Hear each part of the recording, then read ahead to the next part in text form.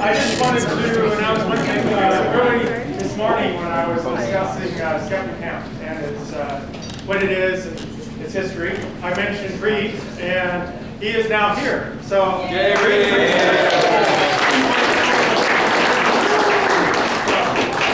Who's Reed?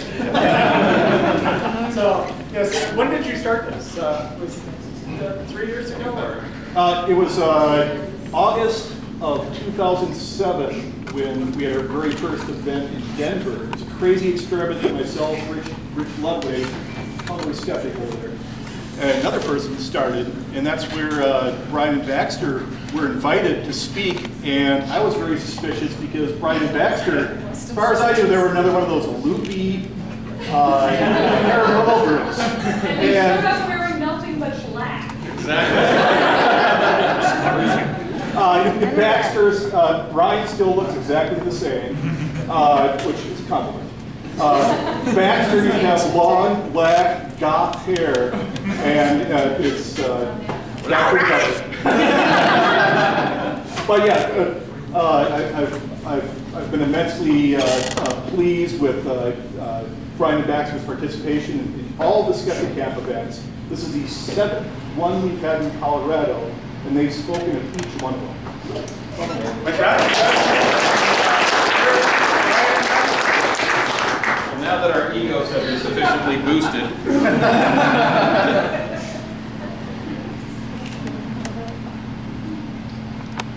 all right. First off, we are Bryan and Baxter from Rocky Mountain Paranormal Research Society out of Denver.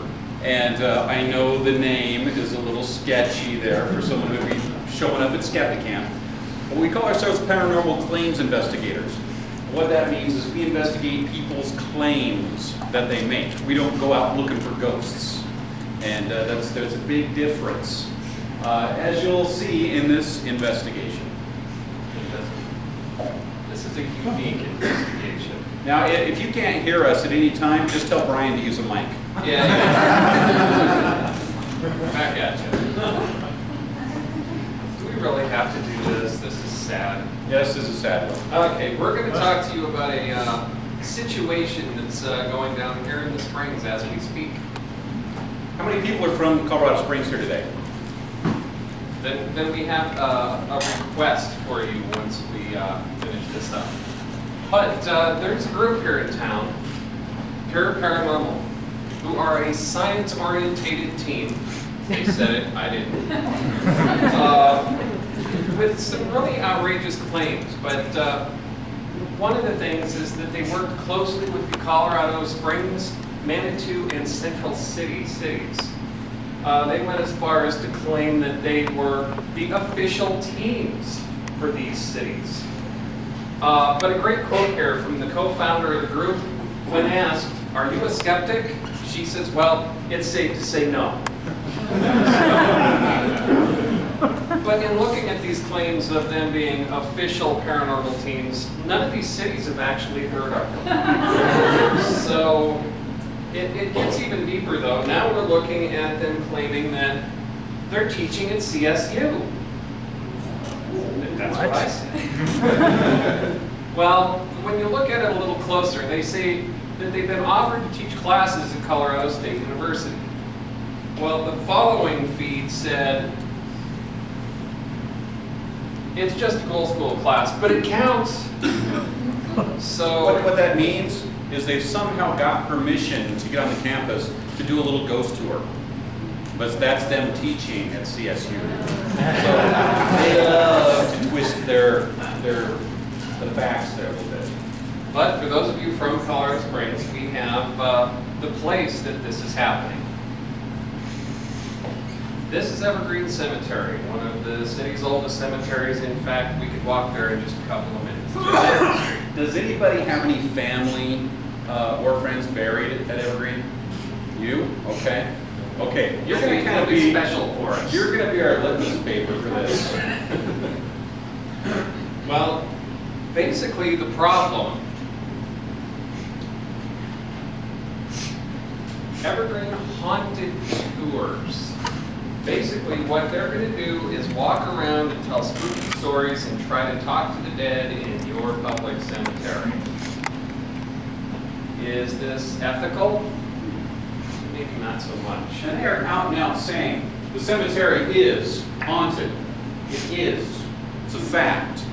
So you got to come on this tour if you're interested in ghosts. But let's take a look at some of their planes.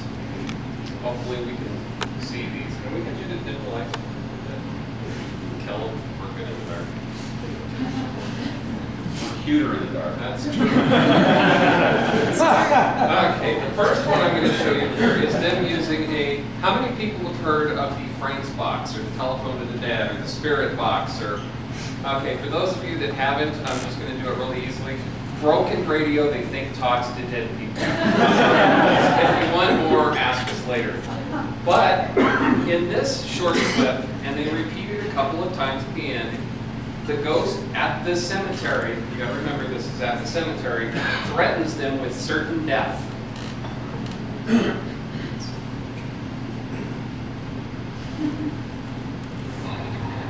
you tell us why this is being?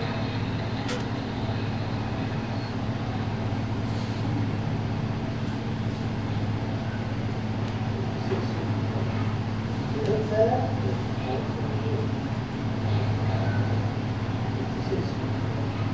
Are you telling us? You hear that, Rich? I heard that one. Huh? I heard that. Now, are you telling us? You hear that, Rich? I heard that one. Huh? I heard that.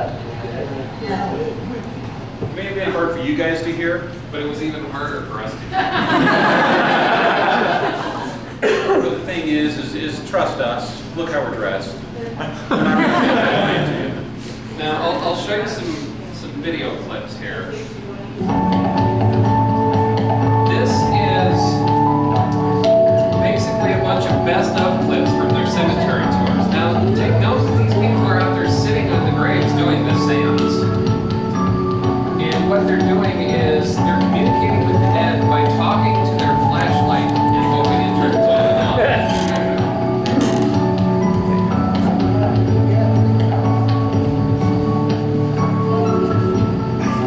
Which is a technique that we have very easily dismissed.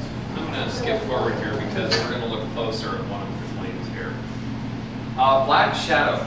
Okay, we're back at the cemetery. You can see the black shadow. There's the black shadow. Inside the main chapel, there is the area where they would hold the funeral, but then there's a little elevator that allowed them to bring a casket up from the lower area where they had a storage area for bodies. Well, what you're going to see is the area right behind this elevator. A little shadow moves around on the wall, but we'll explain why as soon as it plays once here.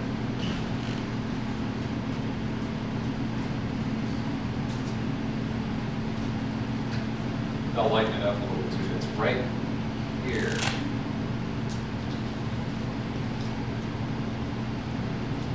There he was. Wow. Yeah. You're glad he came back after lunch, aren't you? Now, the reason I bring that up is this shows you how well they look at their claims. The only source of light in this building is the camera that we're looking from.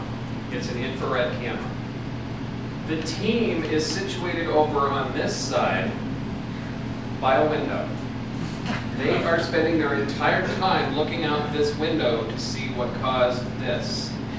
Let me start this again. The only source of light is coming from the camera. So whoever was standing by the camera, they never took into consideration. This is one of their key pieces of evidence that the cemetery is haunted.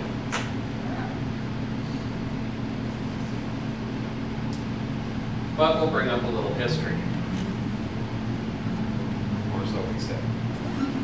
From their own forum, sorry I've been AWOL for a while. Things have been pretty busy around here. Pretty excited about tonight's investigation. We've been granted an all-access pass to one of the city cemeteries around town. Sorry I can't go into much detail right now. This was back on April the 9th, 2010. So they were handed the keys to the cemetery over a year ago. And they have been spending a lot of time in there. First contact.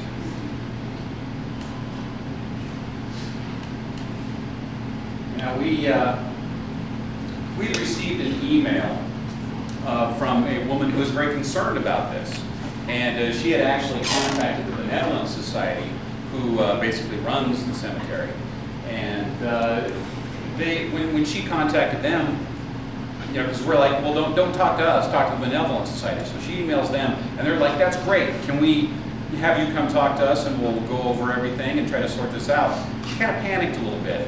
And she said, no, I think I'm going to have Rocky Mountain Paranormal do it for me, stand in for me. So we went ahead and we sent them an email about what we saw was wrong with them doing these haunted tours.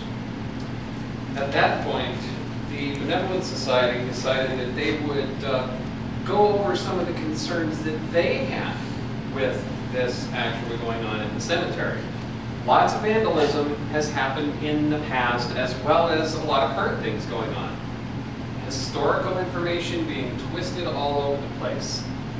Spreading of urban legends, we're going to go into that one pretty deep here. Disrespectful activities, which we've learned are now unlawful. Encouragement for others to break into the cemetery after it's closed, which we have proof of. And proceeds not being given back to the Benevolent Society and the cemetery as promised. They have delivered back some of the money, but not all. Vandalism. Well, here's a good one. You got this nice angel, and then now we have an angel without a hand. The grave markers being tipped over, crypts being broken into. A lot of this is fairly typical for a lot of cemeteries, but when you have these haunted tours that encourage this kind of behavior, whether they mean to or not, this stuff escalates. And anybody know how much it costs just for a headstone these days? Oh, yeah. To repair one. But the big question is, we need to determine how bad it really is, but how do you do that? Well, first, you disguise yourself as another image from Paranormal team.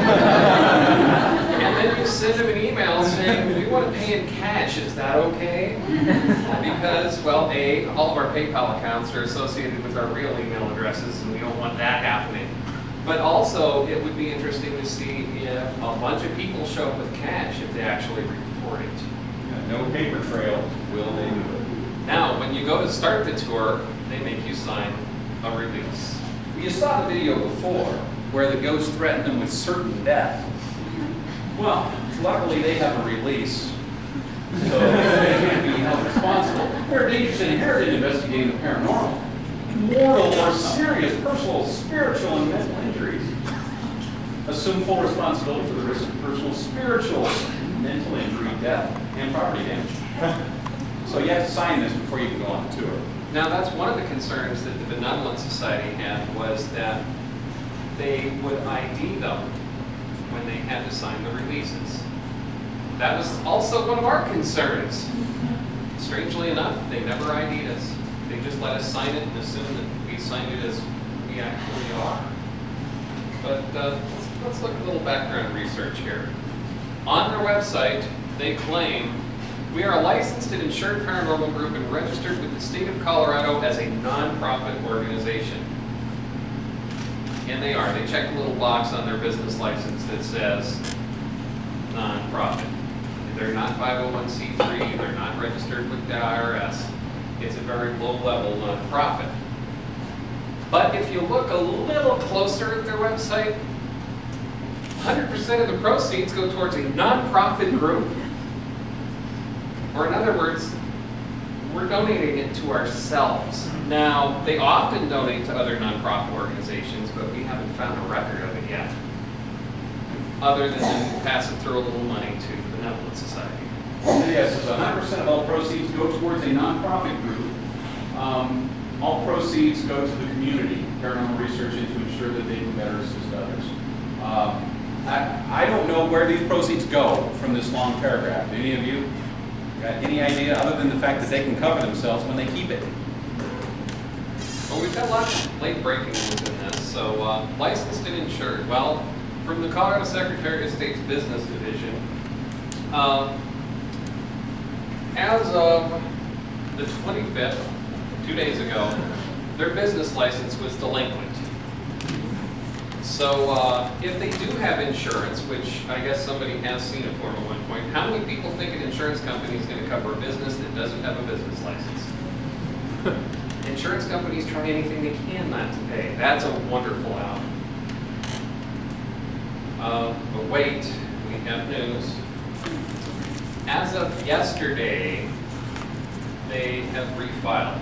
They paid the late fees and are back in good standing with the business. Well, A, because they heard we were doing this. But you also have to look, they failed to file their report quite a while back. So let's see, April. They've been doing lots of business since then. Last year, them and their co-company, which we'll talk about, cleared somewhere between $30,000 and $40,000 last year. Yeah. Maybe it's not just that.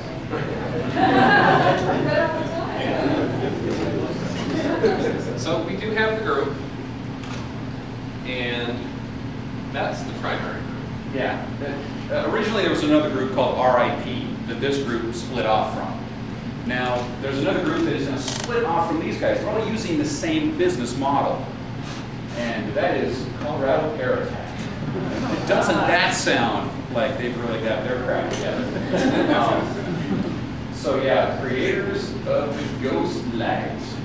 And they make all kinds of absolute garbage. Go on to eBay, look for Colorado Parattack. They have some wonderful items for sale.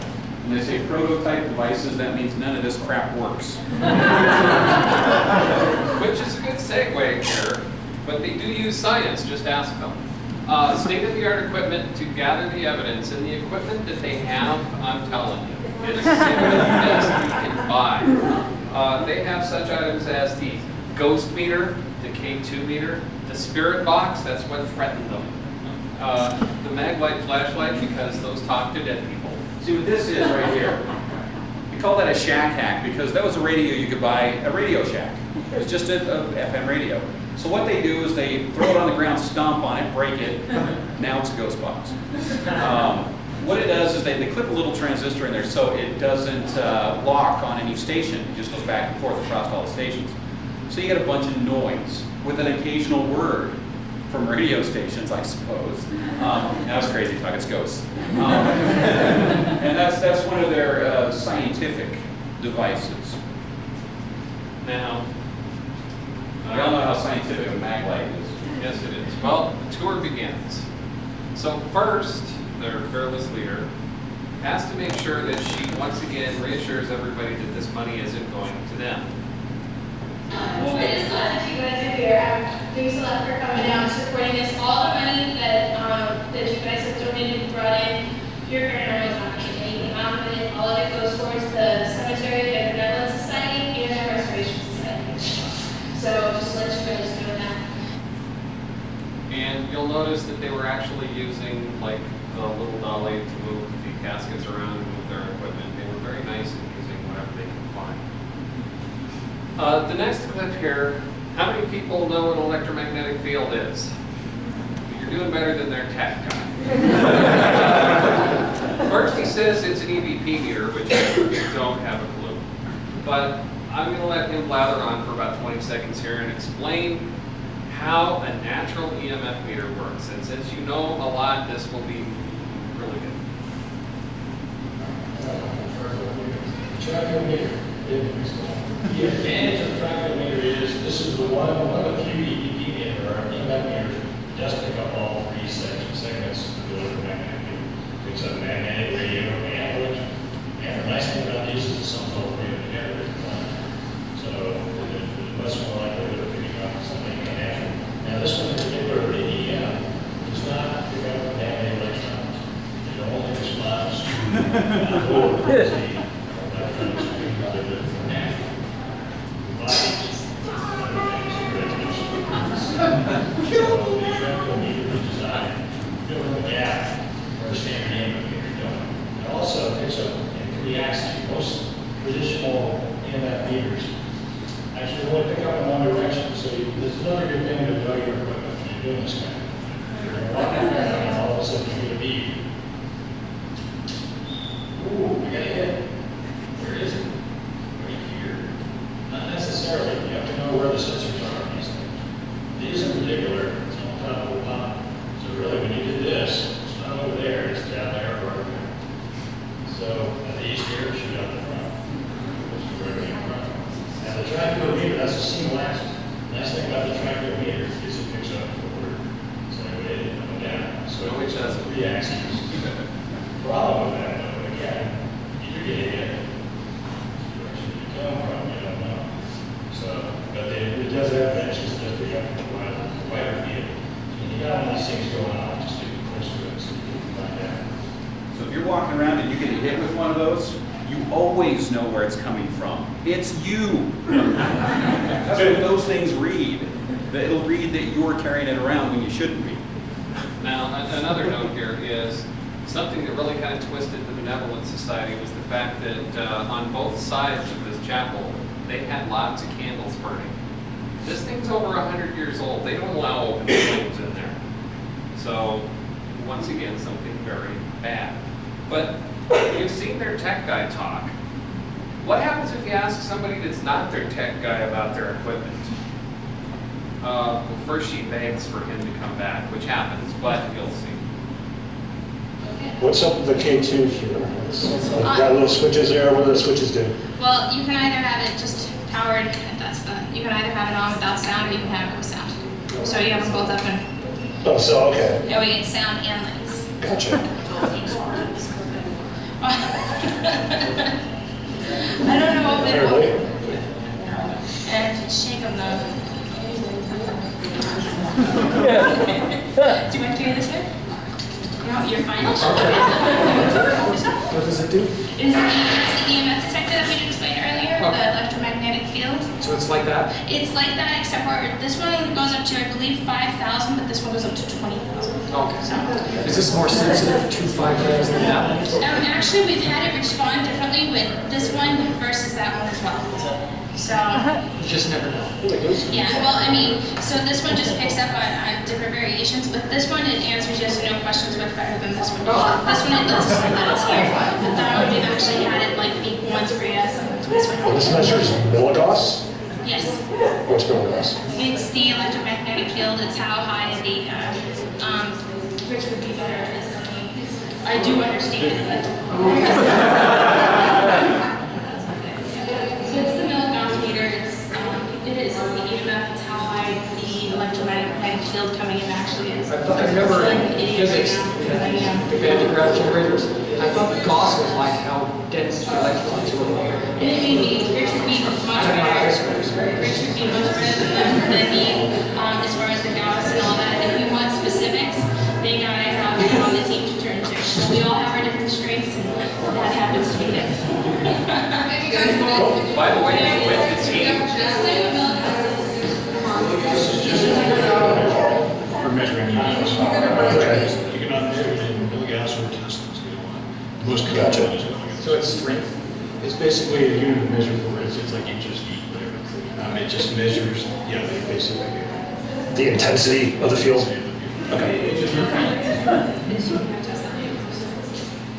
And then if it's milli, it's pretty small then. Yeah. So, because if it was Gauss, it'd be really. So you look for very minute surfaces. Okay. Cool. so we'll take about 3 feet of EMF and get out of here. Okay. The tour begins. You'll notice he found the electrical box with the EMF.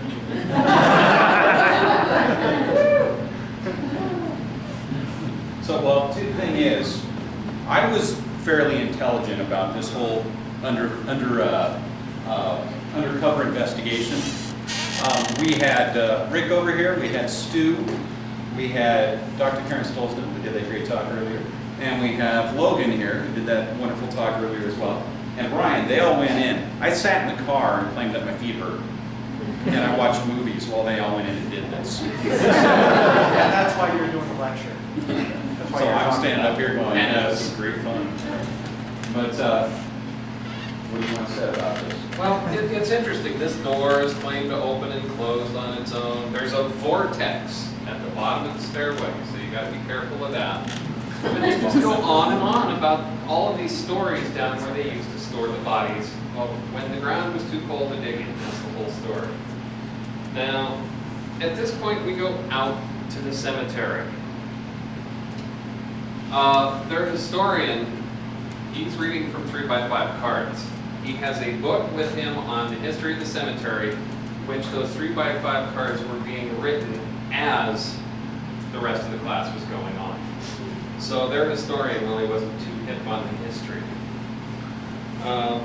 But it kind of starts right here. Now we've got people, they're dragging the meters out, throwing them onto the crypt, and it's about to get much worse.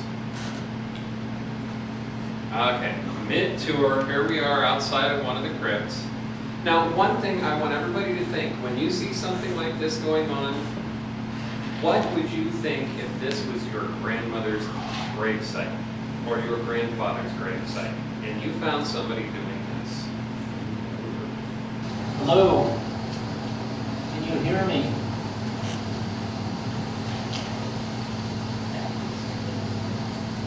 Why does it smell in there? I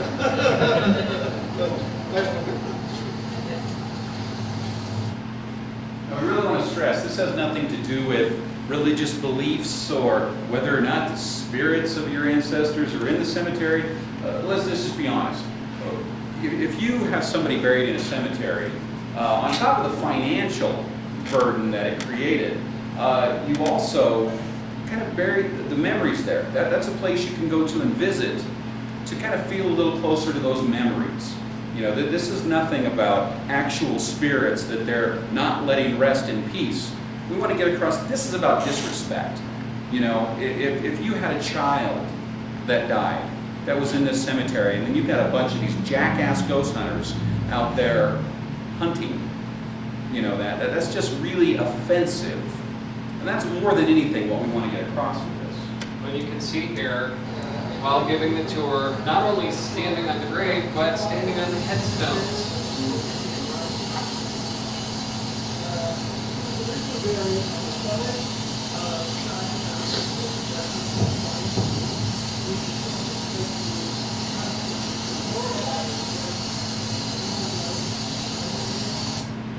Or we'll take it a step further, just like he said. Let's say you have a child there.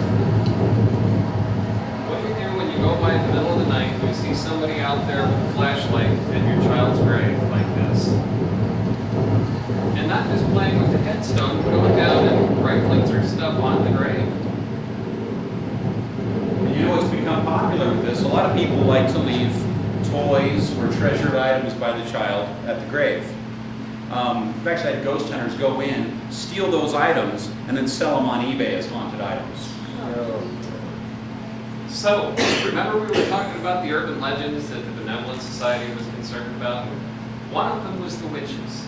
There's a very famous family, the Bacon family, big in Colorado Springs history, that, well, let's just say that they were a religious group of people, given the time, and it's kind of nice to keep their memory of what they were and how they were, not this. A lot of folks noticed that the doors changed. Back in 2003, this mausoleum was vandalized, and they broke into the mausoleum and they took Mrs. Bacon's spine and skull. Excuse me. It was reported that she was a witch, and this is just rumor, and they think some kind of group broke in, picked her skull and her spine for some kind of Ritual. Right. There have any reason that they thought it was? That's what they think. There's no evidence of that. Yeah. They have never found, though, they have never found her skull or her spine. Whoever did it went to a lot of trouble to get it done. That's Yeah. right. Because we were the doors locked, very locked. But there was concrete. Yeah. Yeah. The double in the marble slab So, ignore the fact I'm in the Ghost Hunter t-shirt because I'm blending in people. So we asked a little bit. When you said that the skull and the spine had been taken, I'm throwing the urban legends. Oh, okay. So, why did they blame it on a wit? I mean, is there any kind of I think because of the skull was often used as some kind of, witchcraft or something like that. I think it was just pure speculation, and it sounded good. So they never thought. They never found it, they never, they don't know who did it. It was in November of 2003. If you Google it, you can find the Gazette articles on it. One of the most bizarre crimes happened, like I said, they singled out this mausoleum, and as Kate said, they had to go through concrete, and they were here a while to get to it, but they only took the spine and the skull of her, not him. So, but again, and the rumor was that maybe she had practiced witchcraft in the back, so there may have been some connection. They wanted to get her skull and spine, whatever their rituals So were. there's connection.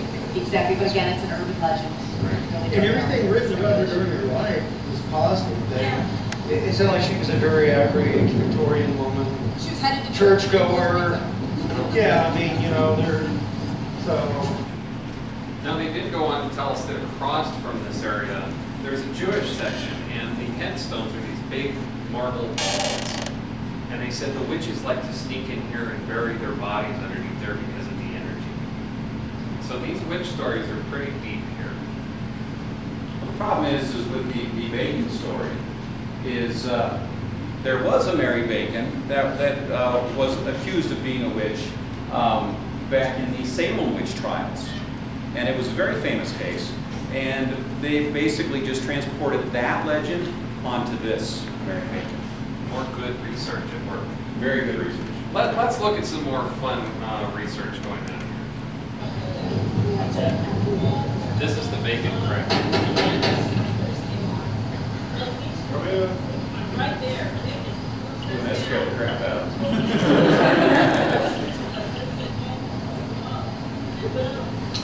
You can hear me, can't you?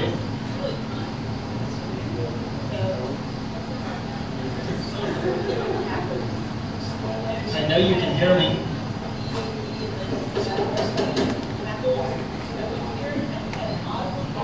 You give me a sign? Do you want us to leave? Do you not like me here?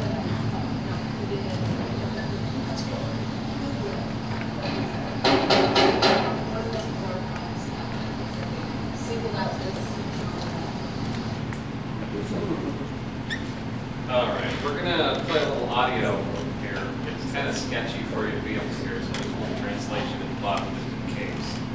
But we asked them, so where's the bathroom? This is important. We got. There apparently is not. And did you guys know someone? Yes, tell me about that. Every time that they actually groundwater. There was. The self-filter that's coming. Yeah, that's how we usually go down. I'm saying,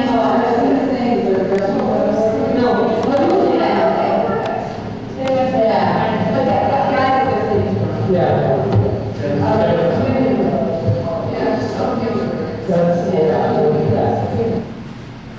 So yeah, it's all right. Just don't go under it. Now the ghost box that we were talking about earlier, and once again, we really have to think about what would you think if you were going through the cemetery and this is where your loved ones are buried? Would you like them using this technique? And you sit down and you've got the little, like we got some called spirit boxes, and for the oscillating dials and resonance stations real fast. So we got it, sit through, which is kind of the distinct part of the course, get out, go away, don't say that. And then we got to move, and then one of the techniques that we use, one of those sessions is because of FCC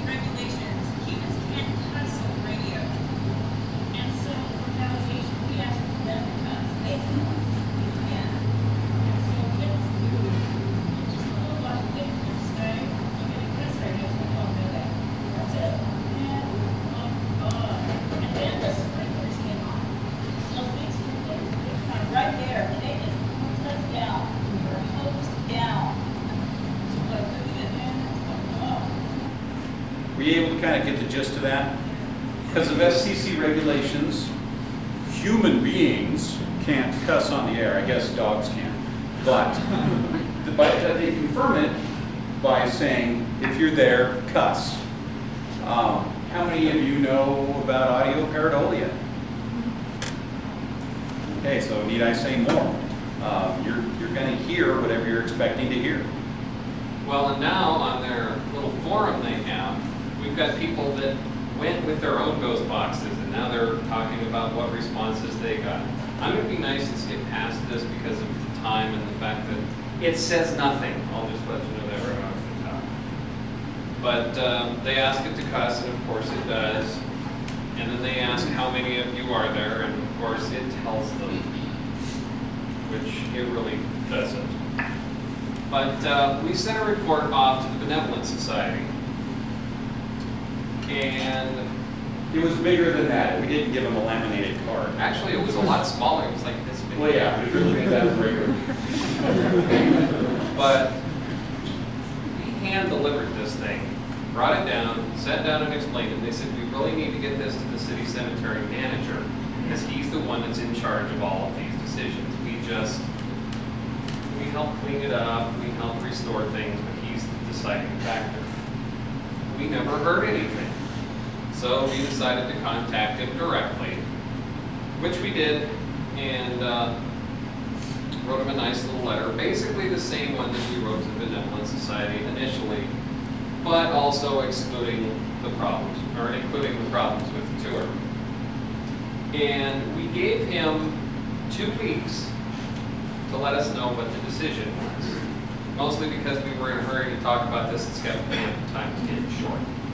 So he almost immediately sent back an email stating that sent the leaders of P.U.R.E. Paranormal a copy of your findings and have asked them to reply to me in writing their explanation of the allegations. These aren't allegations, we've got it on tape. They have been banned for after hours until I am satisfied that they are a reputable group and I don't follow their website. Well, the interesting thing about this is P.U.R.E. panicked and started running to everybody they've ever done an investigation for asking for reference letters. And I know they got one. So after the 2-week period that we kind of gave them, he wrote back saying he can't control what's on their website, but they've been banned until further notice. If they show up after hours, they'll be cited for trespassing. So we made sure to send off a really nice letter to the mayor saying what a great guy the city cemetery manager was for banning them and that they needed to be aware of this. This was also emailed off to, a version of this, off to all of the city council members. 3 of the city council members and the mayor both responded with a thank you.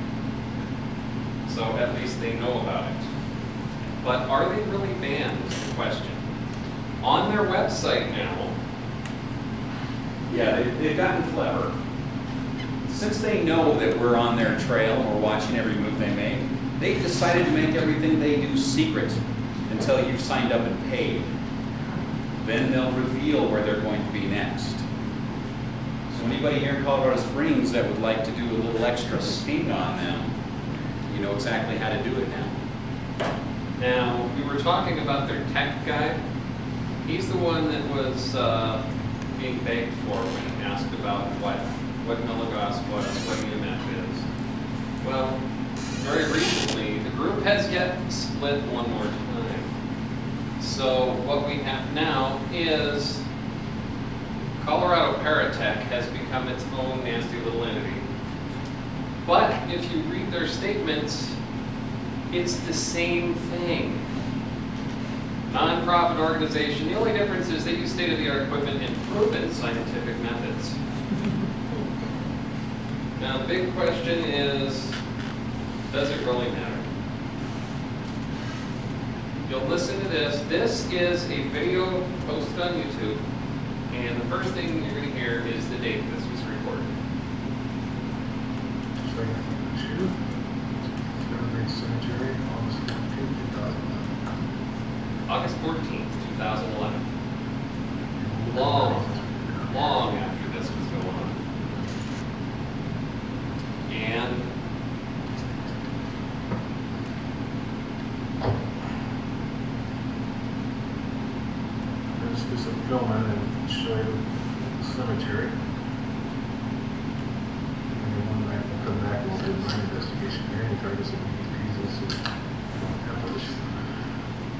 So he has just admitted they're going to go back there one night. Guess what's closed at dusk? So we have absolute proof here that because people are pushing these stories that this cemetery is haunted, they're actually posting that they're going to go break into the cemetery after hours to do their investigations. And this is long after they knew what was going on with us. The new stuff. Now, I don't know how many of you heard about the news story yesterday.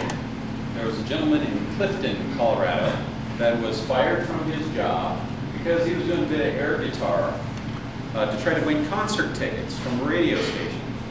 And he was filmed gyrating and everything over this grave. Now, the grave was not even used yet. I mean, there was nobody in it.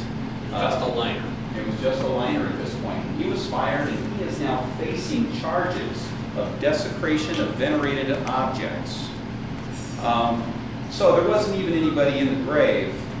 How much worse is what he did than what P.U.R.E. does on a practically weekly basis? But is it illegal? Well, we'll let you interpret your own way here that desecration is, and it means defacing, changing, polluting, or otherwise physically mistreating in a way that the defendant knows will outrage the sensibilities of persons likely to observe or discover his actions or his result. So let's ask you, how do you feel?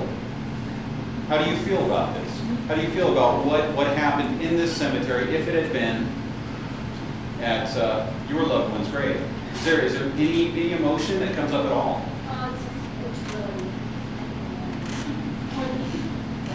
It's annoying? I worry about the people that are buying into it. Exactly. Whether they'll come back, like you said. Right. Now, to be perfectly honest, a group of skeptics and atheists are not the best people to try to get sympathy for a graveyard. But I'm sure that a lot of you can understand how this could cause some outrage. And it is disrespectful, not to the dead, but to the living. Yes? Have you guys tried to get local news coverage about this? As a matter of fact. Is that your next slide? That's actually what was happening during lunch. We were in the room over there being interviewed by a local station. What's the station? 13. KRDO. Yes, and they'll be showing the piece this next week. They're going to try to get back to us. They did interview the what am I trying to say? Will DeBoer. Yeah, they interviewed the manager of the cemetery. And I guess he was as non-specific as he could be, but said that they have been thrown out and are not coming back. But that's all he was willing to say. P.U.R.E. Paranormal has not been able to be reached for comment. And it's been several days now, and they won't respond. So, questions? What does the tour cost? $25. How much? $25. I paid in all change. Yeah, just to be a jerk, he brought change. Do you know if that's the same group that has a photo supposedly of a ghost at one of the local bars off the airport that's going to be on TV? Have you heard anything about that? Why don't you just ruin my day by saying that's going to be? Because this happens to the person's son works in the hospital record. So I had heard about this before Skeptic Camp and was trying to get the photo that they were claiming was of this ghost. And I wasn't sure if they belonged to the same group. I don't think so, because they really haven't been talking about it. But since they found out we were doing this, radio silence is heavy right now. They have stopped talking about everything. Yeah, normally P.U.R.E. Paranormal brags about every move they make. And suddenly they're staying very quiet. And I'm sure that they know everything about us at this point. So we may need some undercover agents in the future, so if anybody wants to volunteer, we'd appreciate it, because we can't do it now. Any other questions? Are these people ex-Quaker gangs? Unfortunately, no. It would be easy to get them dealt with something else, but this is the typical group of people that watch TV, saw ghost hunters, thought it would be a really neat thing to do, And it's interesting because the profile that we usually get from these kind of people, they all look like they're at a biker game. It's amazing how often that happens. But yeah, in fact, I don't know, a few of you might have seen our last presentation, which was investigating the investigators, and where we actually infiltrated a group in a completely different way.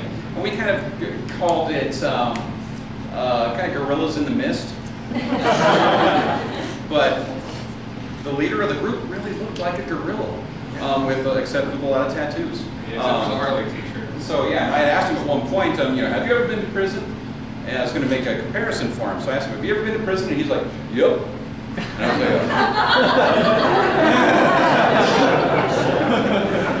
Do you have a follow-up at all as far as that previous talk?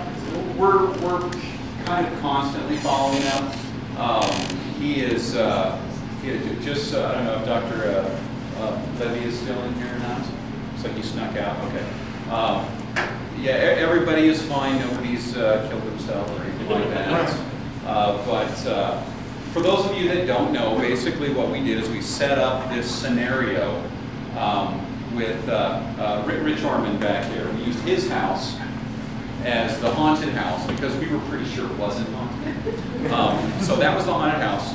And Karen got to be his fiance. That was movie. I don't know if I should say got to be because it wasn't like a prize. She was the fiance who was moving out here from San Francisco. She didn't want to move in the house because she got weird feelings there. So she got this group to come in and investigate the house.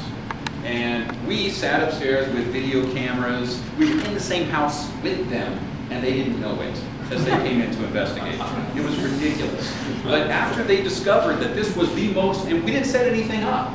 It's not like we had strings attached to stuff or anything. It was they just walked into the house. They discovered it was the most haunted house they had ever encountered.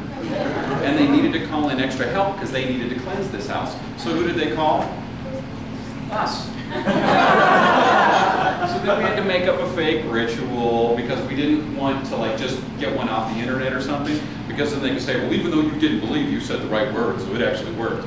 We didn't want to take that risk. So we made up a ritual that involved putting out Fruit Loops and stuff. I mean, I used a Gaelic lesson on how to ask somebody how old they were. And, it was absolutely ridiculous. I used a little bit of hypnosis. Rich's dogs went around eating up the Fruit Loops. And, we cleansed the house. It was successful because all of his little meters read 0.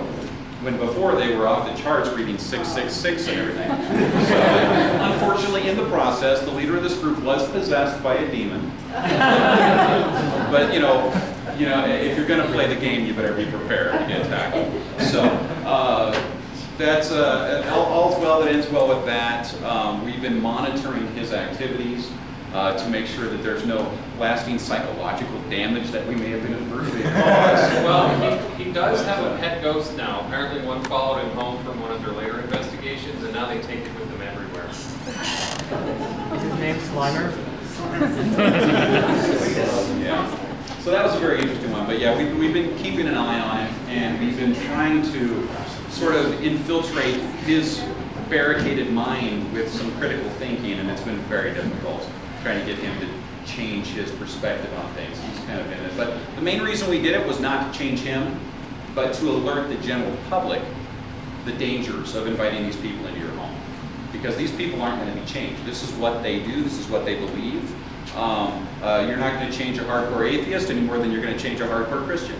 These people are the same way. They believe what they believe, and damn it, that's the way it is. So what we need to do is alert people, hey, these people can cause you a lot of damage by coming into your home.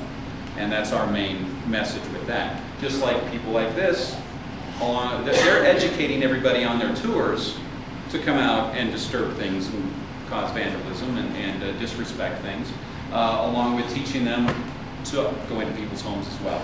So that's the kind of stuff that we want to put a stop to. Any other questions? Anything doesn't have to be about the subject at hand. It can be anything. Who interviewed you for your review? Some chick. What's her name? Yeah, the problem is since we're not. Landmark usually does stories. Well, whoever, she's actually their anchor, their desk girl. I can't think of her name.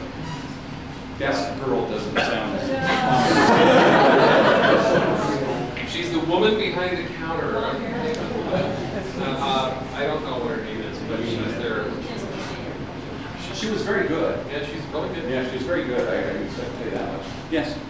When you went on the tour, was the camera hidden or? Oh no, that's the nice thing about this is we're another paranormal team, and we're there to collect evidence like everybody else. And we did. So yeah, rather than wander around trying to hide a camera or something like we normally would do, we're taking pictures of them, walking around with video cameras.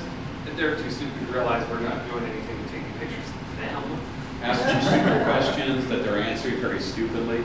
So it was feel special that it's going on around them. I was actually on the one guy knocking on the mausoleum was pretty much like this the whole time with the camera, just watching them. Yeah, it was absolutely absurd how, well, the problem is the group that we did the sting on before when we did the investigating the investigators thing, and Pure Paranormal, they have really one goal, to be on TV. And they love any kind of attention you'll give them. Not like us. We're not about it. It's not a big deal for us. Well, it is kind of funny because we get contacted by production companies all the time. Hey, we want to do a TV show about you guys. Or not since yesterday. The news, not since yesterday. But we don't go out seeking it. We don't try to make our own TV series. If you go on YouTube, you'll see all these groups have their own TV series on YouTube. And they're really desperate. They're contacting production companies all the time.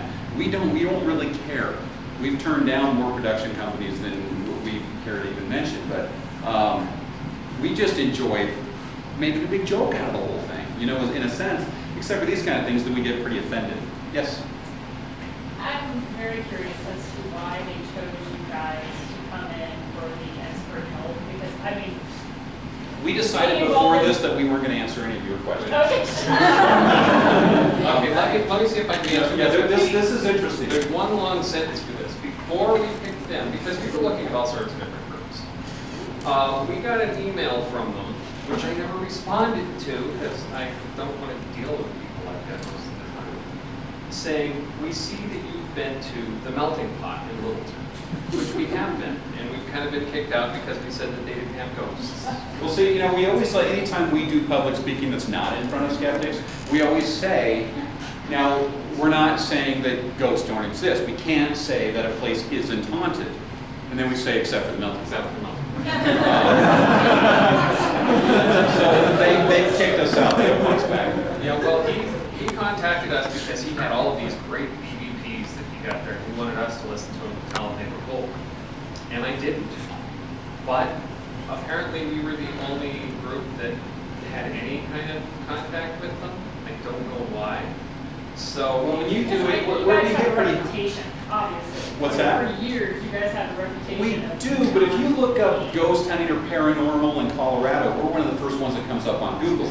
Now, to give you an idea of how well this guy uses Google, I told him that the demon that was in this house was Pazuzu. Now, if anybody knows who Pazuzu is, he's not a Christian deity at all. He has nothing to do with Christianity. But this guy, like Logan played Rich's son in this whole saga, and he was the ne'er-do-well, death-rocking son. And he asked the guy, we were just getting ready to do this investigation, and he asked this guy, "Aren't you scared?" "No way, bro. I got the light of God around me, bro." And so we know exactly what his bent is right there. And so when we told him Pazuzu, he had no idea who it was. And he went to Google, typed in Pazuzu, went down until he saw the word Lucifer in the same sentence. Clicked on it, got his information. Pazuzu was one of the generals that was kicked out of heaven along with Lucifer. Now Lucifer took Pazuzu with him as one of the 13 generals that he took. Now, in mythology, none of that's true. It's a Mesopotamian god. He's got a pestilence and the Lord of the Flies, you could say. So the funny thing is, we looked at this website. It was the Marvel Universe. Howard the Duck number 3. Howard the Duck number 3 is where this information came from. He doesn't read anything but what he wants to. He focuses on certain senses and doesn't apply anything else around it. So we're this very reputable group he doesn't realize that we're a very reputable group who's out to kick his ass. So he gives us a call and says, please, you guys are so good, and we know that you specialize in cleansings. No, we don't, but okay, I mean, we're your guys. Yes. If they did any research skills, they would immediately realize that Karen and I are directly related to you. Logan brings up a good point. What we did is we had rules. How many of you know what Project Alpha was?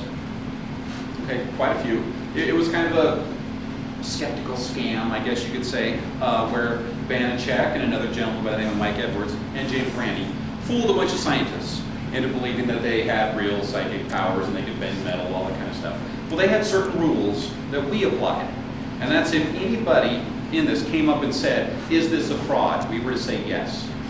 We gave real names. We didn't fake anything like that. So they could have looked up Karen. They could have looked up Logan. They could have looked up Rich. And when you look up Rich, one of the first things that comes up is a picture of all of us together at an IIG meeting. You know, he could have had us pegged like that. Did no research whatsoever. So we just sailed on through, and no problem. We stung him like crazy, and it should have been a wake-up call. People do a little bit of investigation, you might not get stung. Hasn't changed anything for these people so far. Makes it easy for us, though. Yeah. Anything else before we get out of your way? Yes? Yeah, so we talk about being disrespectful to go to the cemetery and these things, not taking those spirits to people around. When does it become disrespectful to mock or to investigate these things? Does it ever become? Listen, Baldy, we try not to. We do our best to just not insult. No. Wow, your hair. Look at the picture there. Yeah, really. Yeah, it's dealing people like you that gave me this. Now the thing is that's a really good question. He asked, when do we cross the line into being disrespectful? All the time. And Dr. Levy actually gave us a really good way to gauge that. Because we came to him and we said, oh, we did something so unethical. And he said, yeah, but was it funny?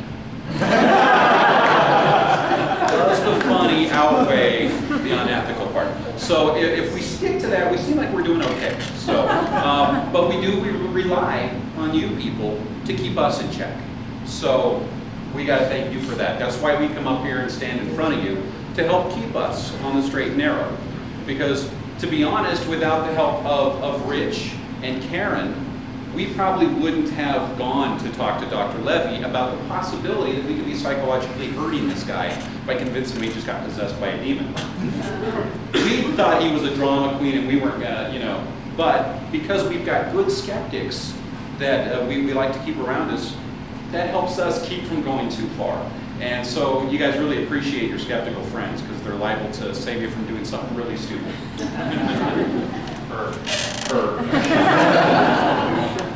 All right, well, thank you very much.